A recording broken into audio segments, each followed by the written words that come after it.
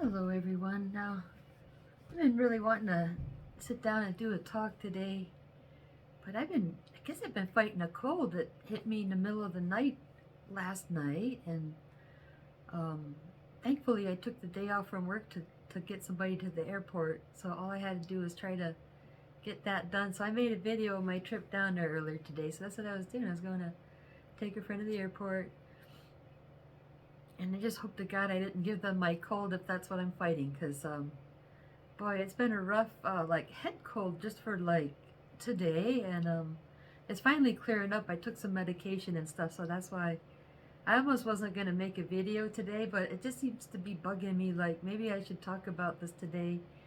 And it's not like a super mind-blowing experience when people talk about they've seen God or Jesus or anything like that. They've usually had a near-death experience or just something very severe to cause that. Well, in my case, it was just more me sitting on my bed, and at the time this happened, I'd say spring of 2009. So there are a lot of things I was struggling with, like so I've been telling you about the visions and believe and all that stuff, and the last few times I seen them, I felt like I was trying to make reconciliation there, and I don't know, kind of try to get through to him one more time, and I just felt like I'm never gonna get through to this guy. It just seems like he's not in the right mindset to really, you know, be involved with somebody with like me for any reason. And so this just doesn't make so sense how I'm being pushed so hard with all these visions and stuff. So I was really frustrated with all that stuff, and I ran into my friend Elias. Elias is part Indian and part African man, and he just happened to be involved with a medicine man. Well, before running into Elias, I was thinking about it a lot. I had read a really good book or two, maybe, that got me interested in the Lakota people. I was thinking there's two things I hope to find: a Lakota medicine man or a Hopi medicine person, and get some help dealing with all the visionary stuff. So when I ran into him, we started talking, and he just happened to have a really nice little, what you call, dream catcher that he made by hand, and he said that he makes them and walks around with one, and he makes them to give to the person he's going to run into. And so, like, maybe some intuition goes into the design, and it's just for them, right? So I still have that dream catcher. I just had to put it away for right now. And so I went down to Arizona with my friend Elias to a gathering and made some connections looking for these kind of Indians, and then also let some people do some healing prayer with me. So I felt like when I got back to Colorado, I had all this healing and all this focus on spiritual stuff, and so I went to my room for a special kind of meditation, where I was able to, what you call, communicate to the higher realms. I'm not really sure exactly, you know, like if I could explain exactly how I got there, but it was daylight. It was, I don't know if it was before noon even,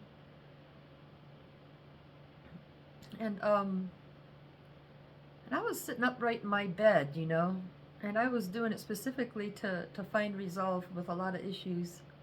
So this was between going to Arizona to the gathering where I would meet Uncle David, and then going to the Lakota reservation to do a vision quest. So I was between those two places and getting ready, because I was thinking about going to the vision quest, because this is where I was trying to find resolve. Anyways, at this time, I was contacted by what we call God, what we call Jesus, and that's the way they put it to me. And it seemed as if it was in plurality, you know. So when it communicated with me, it was like coming down through the crown, down into the heart, and my voice was like the microphone for both of us to talk. It was like using one mouth for the whole conversation. And while these beings were present, while this was happening, I felt like and I didn't see it. I felt like I didn't see anything change in my room. I just felt like I knew it intuitively, you know.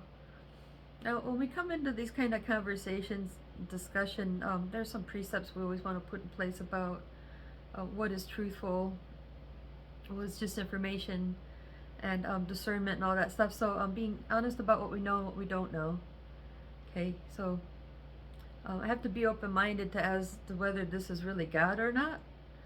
There's a lot of stuff out there that is fake, you know, like even if you are being contacted psychically and they're saying they're God and Jesus and angels and stuff, I just don't believe anything right off the bat, you know. So when you get these kind of experiences, you know the truth by the fruit of it. So you'll find out later on usually if it was or not. And so but let's say, you know, it is. Okay, so you know that's a high honor, you know. I feel like you should be honored to get personally contacted by God, right? Well, at the same time, I think everyone should have that high honor because we're all part of the same system. So that's why I want you to watch my other videos about how we're part of a living system, and what we call God and what we call Jesus are the same component of the universe that is common to everyone in it. So that's the might explain why we all have an experience like that, but we're all dealing from a point of view where we can't see everything. So we are limited to what our biological technology allows for us, and so we should understand that already by studying, you know, or looking back on our own equipment that we build, like a really old camera versus a really new camera. So we're like those cameras. So somehow we're getting a glimpse of the other side occasionally and getting confirmation that it's over there, but we still don't have enough input to like validate it yet. And so there's plenty of room for skepticism as to whether we're talking to God or Jesus or not. Now what happens to a lot of people that also when they do get the contact and stuff, sometimes they go apeshit and they turn into big Bible thumpers, like, you know, like the guy we met up in Hungry Horse had a car accident because he was drinking and driving, and he thinks he had a near-death experience where he saw Jesus, and so after that he started going to church and cleaning up his act. But then he was still a dick butt anyways, right? Couldn't wait to get rid of him. And then there's my Uncle Bob. I don't know his whole story, but something happened where he was contacted, so he feels that he's been contacted by God and Jesus, and now he's a Christian minister, so that's kind of cool. But it's something my dad really hates.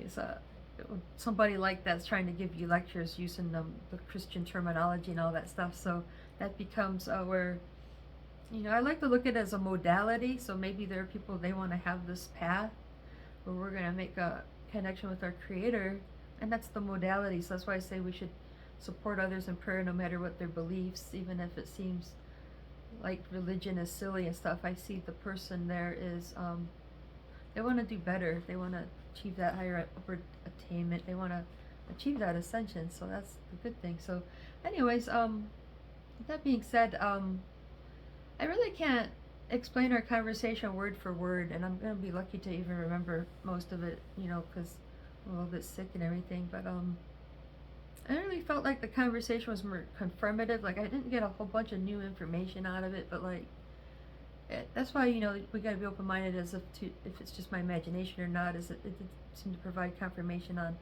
what I already know. But somewhere in that conversation, God said, you know, you don't need to go to God for everything. You should actually just go to your own libraries because you know so much already. So what that's saying, I think, as a collective, we can actually answer a lot of our own questions already. And we probably, it's like, they say there's no such thing as a dumb question, but believe me, if you're the teacher and you're tired of, you know, you see like 10 students in a row asking the same question, that means they're not listening. They're not even using the textbook that's being provided, you know. Like that question should be answered by now, duh. Something like that. So like, so that's kind of like, yay for us because we actually know a lot, but the bad side is we're in denial of what we know, or we don't think we know that we know in some cases, you know. So there seems to be stuff that can't be known, but we know a lot more than we think we do, and that's why I felt like it'd be fun to write a book about spirituality, explaining what people already know. Like, we actually know it and we use it every day. We just don't want to call it that. Like, we're really confused about what spirituality even is, or, because we're still dealing with, like, the way we do science is through observation. You look at the stuff around us, and you explain what you see. And we're talking about the unseen here, so it's very difficult to break it down as a scientist. And so that's where, when we're talking about studying spirit nature, we have to find a different way to observe it. What spirit nature is the interaction that goes on between conscious beings. That's how you observe spirit nature. Now, anyways, the conversation had a lot to do with being on spirit law and what that takes to get there. And spirit law is really the same thing as anarchy. Now, the word anarchy sounds kind of like a hardcore punk word, so that's where the seed of thought is being planted in a society that's not really ready for it. I feel like so right now a lot of people are talking anarchy out of one side of their mouth and being a dictator out of the other side, right? So we have the right idea, but we still have a long ways to go to get anarchy. And anarchy is just spirit law. That's when you know what your rights are and you know what other people's rights are. So right now we already know that some of our natural rights are being taken from us in ways that are like social politics. Like, if you don't dress a certain way or look a certain way, you might not be eligible to make a living even in some places. So even though it's really not hurting anybody, stuff like that. But spirit law has to do with not being afraid of other people. Like, you have to like break down those boundaries that are keeping you from communicating with other people. So there's a guy on Facebook. He's always talking about we need to get unity. We need to unite. And so when people talk like that, what they want to do is get everyone to form a group and give it a name. So we don't really need to form a group and give it a name. You just unite by looking at everybody as part of yourself, for one thing. If you want, like, I think everybody wants the world to be better. I don't know, unless they're like truly satanic. Whether Satan exists or not, it's the mindset of like, we would rather destroy this world than make it better. The heck with it anyways, right? So maybe you're, as long as I'm alive, my mentality is I think we should make life better, I don't think that you should have the mentality that it doesn't make a difference, because even if you're gonna die and you're just gonna like dissipate into the void or whatever, there's still a lot of other people that have to live here. So I like to know that we're setting the world up to be better every time. But anyways, though, the spirit law is pretty simple, but not necessarily easy, because it means you have to make friends with the people around you. And the thing is we even have relationships where you're like close to people face to face, and you still have a lot of things separating you and keeping you in. So you have two things. You have love and fear, right? So when you let love flow between you and the other person over there, it's like the neuromatter, like the nervous system being built between you. So it's kind of like the synapses between two brain cells can happen. If the fear is like the kink in that line of energy, then the love opens it up. So it's kind of a simple concept, but difficult to achieve because we have a lot of things to work through to get there. So like maybe my neighbors, I think I get along with all my neighbors here. Like, nobody's really afraid of me. But imagine, like, let's say the lady next door is very orthodox and conventional, and she's afraid to let her kids talk to me because she can tell that I'm not an orthodox and conventional woman. Now she may not realize that I'm a good person because I'm not somebody she can fit into her little box. So they're happy to think that now they got that big fence, I won't talk to their kids, stuff like that. And so, I feel those kind of boundaries between people, like, just people every day, so like, so you get people every day, maybe your neighbor, maybe the person you live with, you feel like you have to keep secrets for them or they're going to yell at you. The people you work with, So anywhere you go where you're afraid that you're going to come under attack, then you haven't achieved spirit law there. So there needs to be spirit law, so that way you can talk to each other. You're not afraid you're going to come under attack for it. Or you're not afraid of what they might be thinking over there. So like back in Denver, I was living with this lady named Janet, and this guy moved in next door. And it seemed like he kept coming and going without us ever really getting a chance to talk to him. So we started getting kind of worried that maybe it's like an undercover cop or something like that, and maybe they're staked out over there because something's going on in the neighborhood. And so finally got to know him. It was such a relief.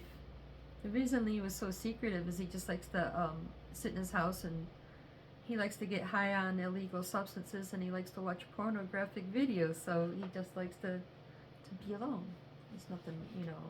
There's no undercover police or anything over there. And so we made friends, even though we kind of shared, his lifestyle.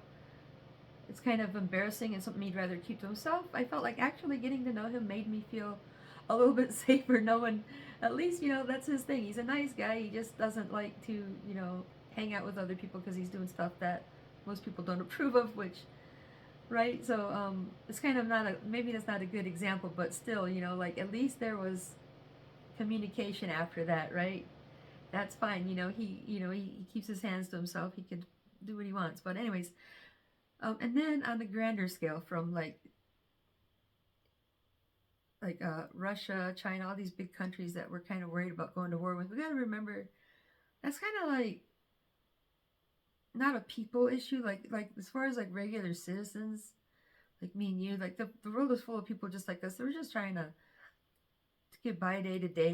We're not part of the wealthy elite that have these wars and stuff, right? So you don't really want to take sides with countries. Like I don't take sides with countries in either side. I only take sides with the people that live there. Like when there was an attack in Israel, and there were people having a trance party. There were DJs and musicians there. I take sides with people like that, like not because they're from Israel, but because they're regular people that got caught in the crossfire. And they probably aren't even religious, They're just, they like to talk about aliens and eat acid and mushrooms, They're not even religious. Anyways, point being is to have that unity, you got to understand that everybody's part of the same system. And so like we're trying to grow that synapses with what we call God, what we call Jesus. Now, of course, the reason they use that terminology for me because they know how I think. And those are just earth words. Those are words we use on earth.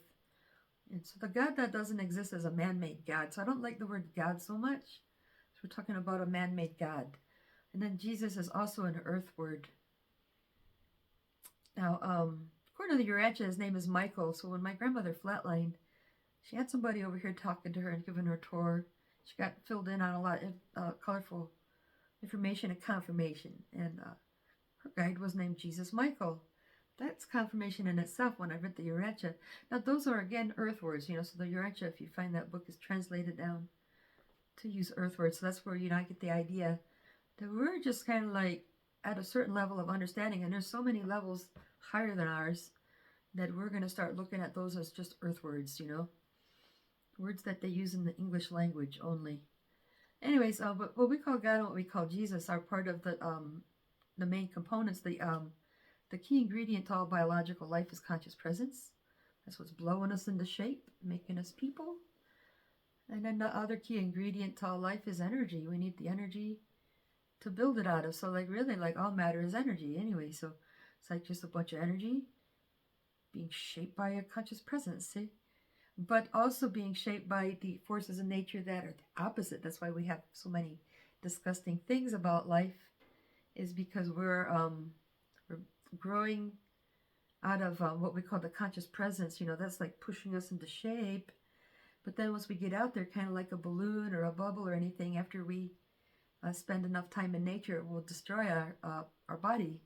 That's why you die of old age. Just like the balloon or that bubble will eventually pop and it'll be all gone, just like you're like that bubble pops and it's all gone. But the essence keeps going. So the idea of the soul is interesting. It's like saying, we live beyond the body. So that's why I think we're getting all this special soul training.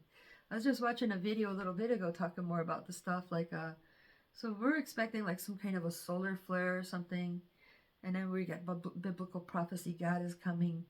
So maybe there's a natural anomaly, so something's going to happen. It might physically destroy the planet, and we think God is coming because that's what happens when you die. Whenever people flatline, they get a good visit with Jesus.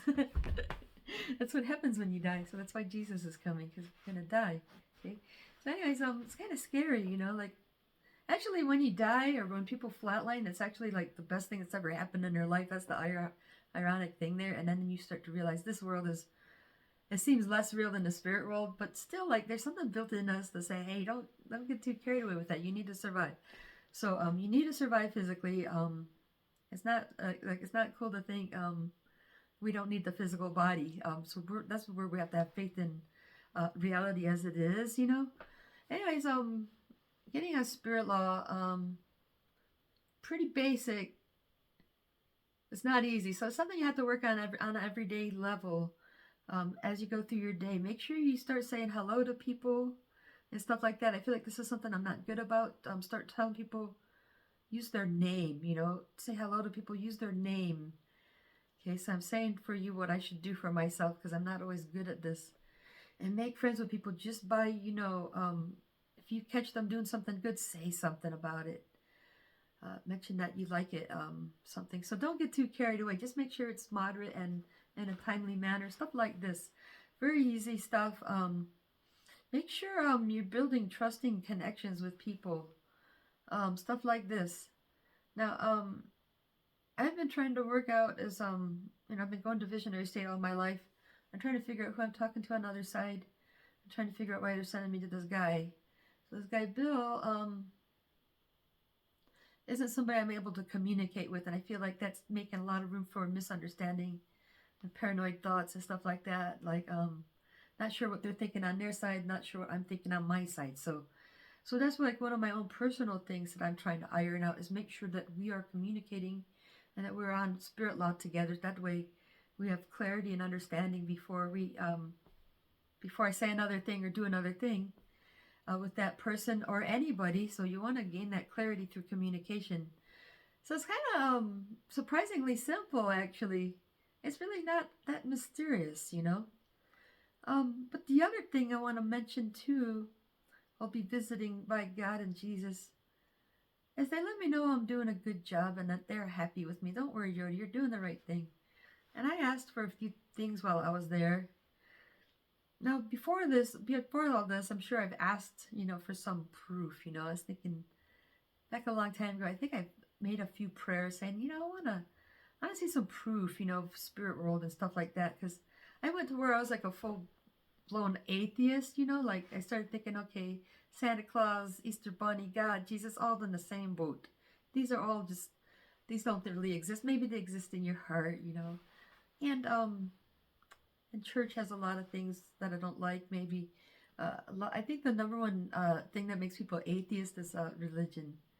So so the truth is, so we're looking for this truth about what's really going on. We want to make this connection.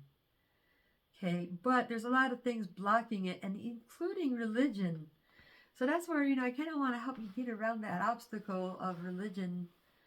And even the obstacle of the terminology and the whole thing. So a lot of us are sick of religion because of the abuse and all the craziness and stuff. But something's kind of coming through to me to let me know that these things are really there with us, and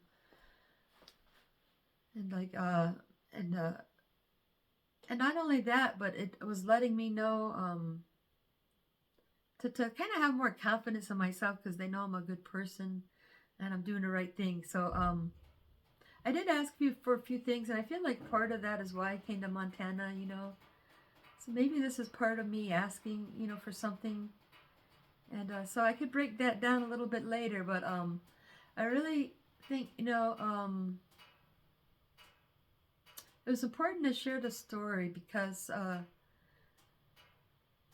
that's what anarchy is. Like, so a lot of us are like into industrial or punk music, and we use that term a lot.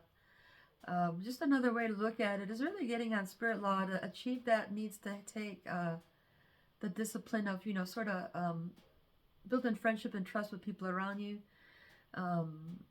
That is not about getting rid of the police and the government. That will probably just go away by itself if there's enough anarchy. It doesn't really need to be destroyed. It only needs to become useless. See, so what we call God, what we call Jesus. This is a component of the living universe that is a common denominator to everybody. It's just if we're part of a brain, you know, and everybody's a brain cell in that brain, you need to grow synapses to all the brain cells. So when you connect with all the people around us, that's going to help us build the synapses with what we call God, what we call Jesus, with the universal core or whatever. I don't know the best term for that all the time, so just bear with me and use your intuition while I'm talking. So to create a good connection, so if you're Christian, you know, one of the most important things we need to know is Holy Spirit, and we cultivate the Holy Spirit by doing all those nice things every day. That is the wiring behind the board. That's what's going to help build the synapses between me and the people around me. Now, there's certain people in the world that are working for this. You know, there have been famous people in history. I think the Dalai Lama is part of it, and Buddha. So people back in the East, even that. So they weren't teaching the word of Jesus, but they were still working on teaching us about spiritual things that would help us in the long term. So this is what ascension really is. It's only to be able to build that synapses or that connection to where, like, so you don't need that book anymore. Like, the book is just there for confirmation. What you really need is direct contact to what we call God, what we call Jesus. Anyway, so that's been my Sunday sermon given in the middle of the week. So it's Wednesday. We made it halfway through this week and already 3 days into the new year. Whew, all right. Okay, well, we're going to have a good time this year, okay? And if the end times is there, we're just going to have a good time till the rest of our life. For the rest of our life. You guys have a fun night. I'll talk to you soon.